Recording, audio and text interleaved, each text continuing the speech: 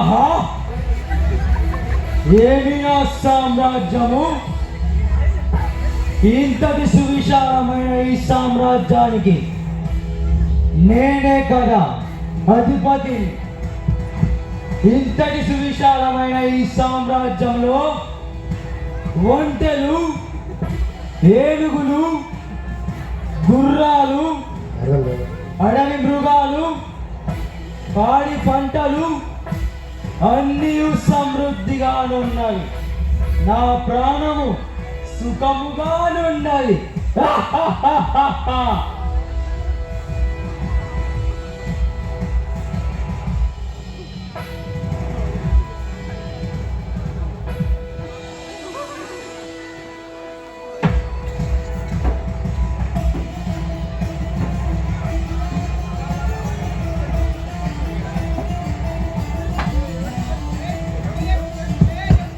ఎవరక్కడా? నేవిటిగా వచ్చుటకు కారణమేమిటి?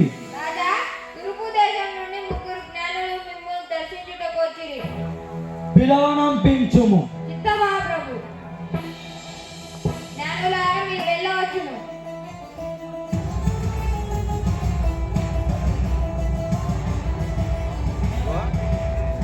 అప్పుడప్పుడు frame miss అవుతుంది, just touch అయ్యి.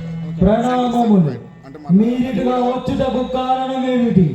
మనిషి ఉన్న దగ్గరనే క్లిక్ చేయి, లేకపోతే ఐ కాంటాక్ట్ తీసుకోవాలి. ప్రాముఖ్య విషయం విచారించటకే నేను వేచి ఉన్నాను. మేము విచారించినది రాజు దర్బారులో తప్ప మరెక్కడా దొరకదని మేము ఆశించుచున్నాము. రాజా, యూదుల రాజుగా పుట్టిన వాడు ఎక్కడున్నాడు? తూర్పు దిక్కున ఆయన నక్షత్రమును చూసి మేము పూజింపవచ్చును. ఏమిటి? రాజా? యూదులకు రాజా? నేను కాక వేరొక రాజా? ఇదెలా సాధ్యం? ఇక మీరు వెళ్ళవచ్చును.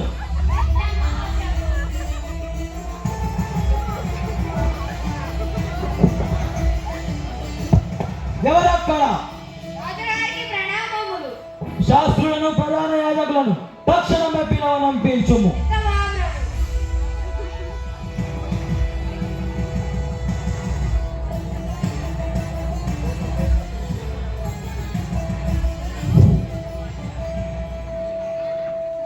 రాజుల వారికి ప్రణామములు. ప్రణామములు. యూదులకు రాజు పుట్టినాడట.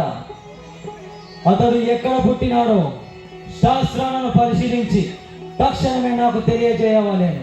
చిత్తం మహాప్రభు, ఇప్పుడే శాస్త్రాలను పరిశీలించి మీకు తెలియజెప్పేదాను.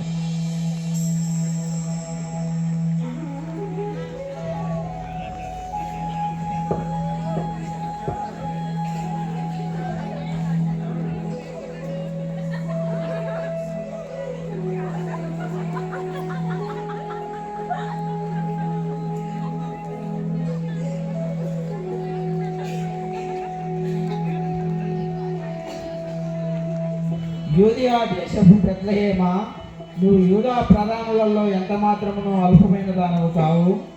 ఇశ్రాయేలును తన ప్రజలను పరిపాలించి రాజు నీలో నుండి వచ్చిన మాట ప్రవక్త ద్వారా రాయబడింది. అంటే ఆ రాజు యూదయా దేశపు బెత్లెహేములోనే పుట్టాడన్నమాట. ఇక మీరు వెళ్ళవచ్చు. చిత్తం మహాప్రభు. ఎవరక్కడ?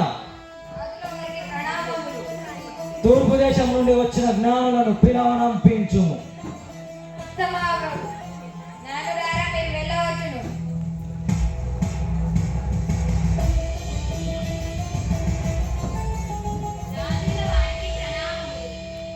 యూదయా దేశపు బెత్లెహేములోనే ఆ రాజు పుట్టినాడంట. జ్ఞానులారా, మీరు వెళ్ళి ఆ రాజును దర్శించి నేను వచ్చి పూజించలాగన నాకు వర్తమానము తెలియజేయవలేను. ఇది రాజాజ్ఞ. మహాప్రభు.